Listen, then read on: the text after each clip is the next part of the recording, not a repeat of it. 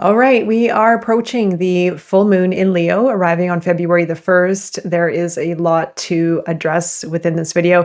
I'm going to make a slight change to my format. I will be uploading the tarot readings separately in a separate video from this one, but I will leave a link when they're ready in the pinned comment below that you can jump right into the tarot readings for the general read of this full moon, as well as all 13 zodiac signs. The full moon in February is called the snow moon. We are, of course, in Aquarius season right now, where we are in the midst of winter season in the Northern Hemisphere. We have a lot of influence of Aquarius energy right now. I'm going to touch a little bit on the archetype of Aquarius, but leave the majority of it to the new moon in Aquarius. Well, it's actually going to be a solar eclipse, which does lead me into another conversation because the solar eclipse on the 17th, I believe, is going to be felt probably right about now going into eclipse season. That's why this full moon is going to be very pivotal. It's going to be very key to work with. We are in the dynamic, the polarity of, I call it, of self. When I look at the developmental phases of the first zodiac archetypes from Aries to about Leo, this is the developmental phase. Leo is moving to more of the outer development of self, the expression of self based on the relationship with the ego, the relationship with either the integrated or unintegrated ego, the sense of self, and how that transpires in our expression, in our life, how we show up, how we present ourselves. So Leo here in the full moon, and I do like this full moon, actually. I do like this combination. It's one of my more favorite full moons, not to be biased, but because it can allow us to see the masks that we wear.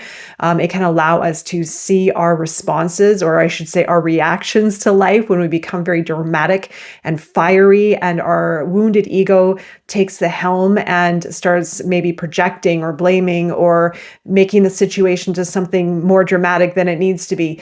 This also can allow us to understand where we are holding ourselves back, where we are guarding ourselves and protecting our true essence of self and our ability to express fully and to be our unique, authentic, sovereign self. And that is the Aquarius archetype, or part of it anyway.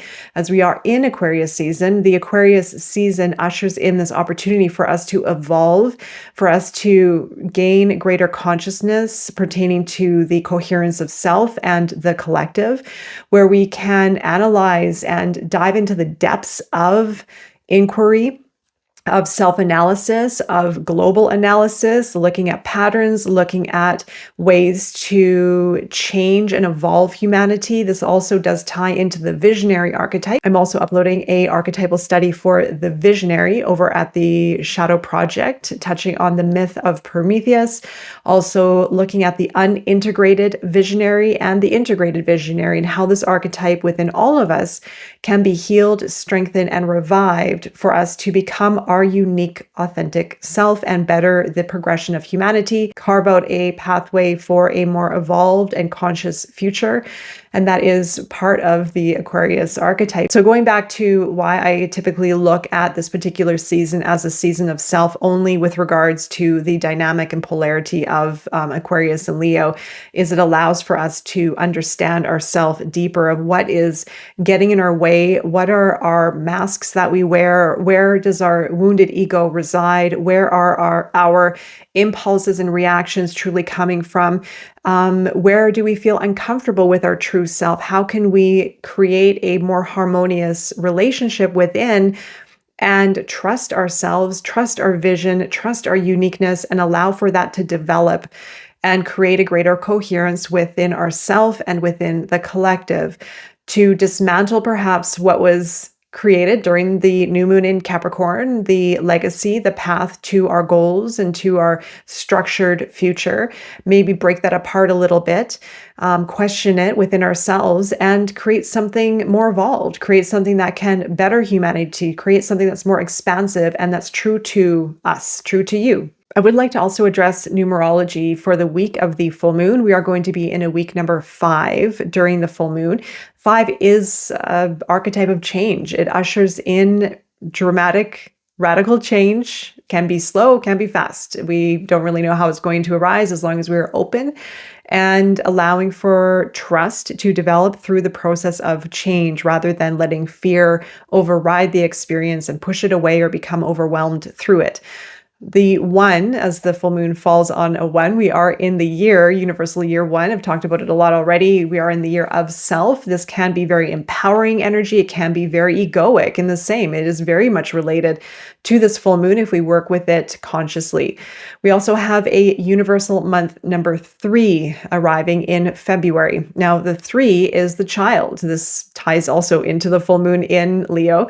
The child self, which Leo is part of, the expression of our child self. And if we show up authentically or based on our modes of protection, the masks that we wear, the need to prove, the need to be seen and validated, or simply being our true self and shining brightly in that version of ourselves. So the 3 does support the essence of Leo. It does support this full moon really well. It also does support creativity, expression, child energy, joyfulness. On the flip side, shadow side, there can be excessive gossiping, maybe loquacious, verbose, oversharing, dramatic as well. It can be.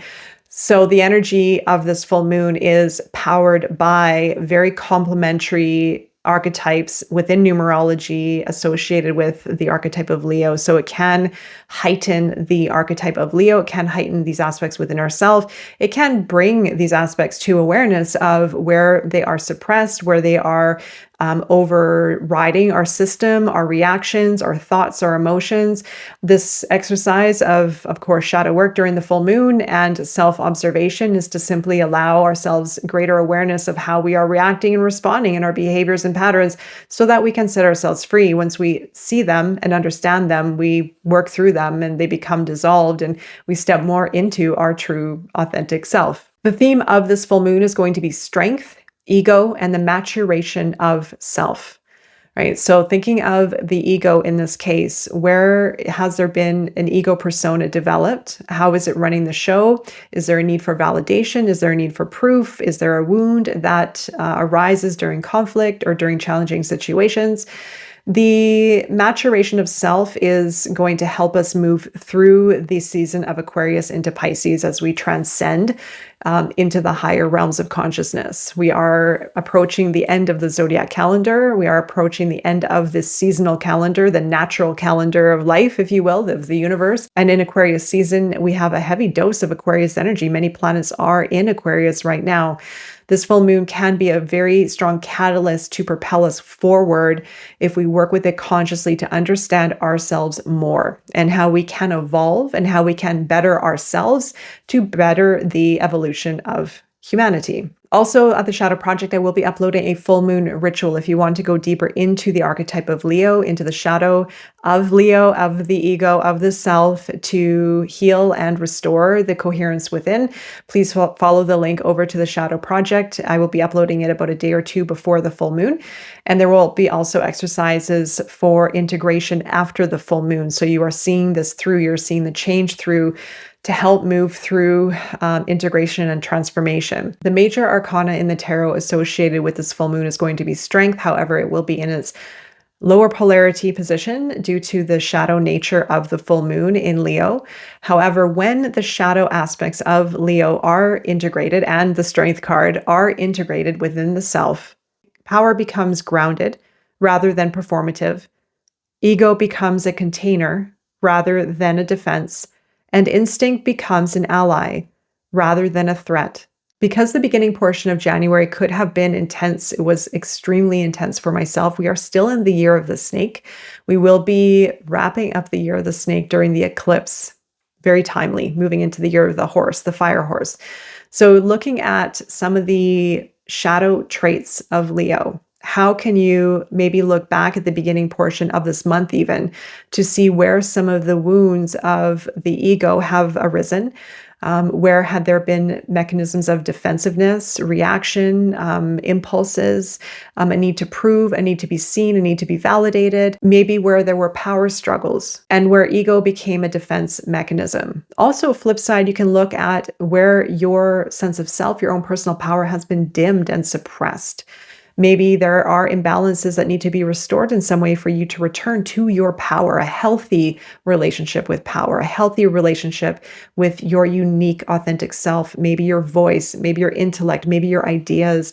How can you restore balance so it will help give you a boost moving forward? All right, so I'm wishing you all the best during this magnificent and bold full moon in Leo. Remember to check out the Shadow Project if you would like to join for a full moon ritual.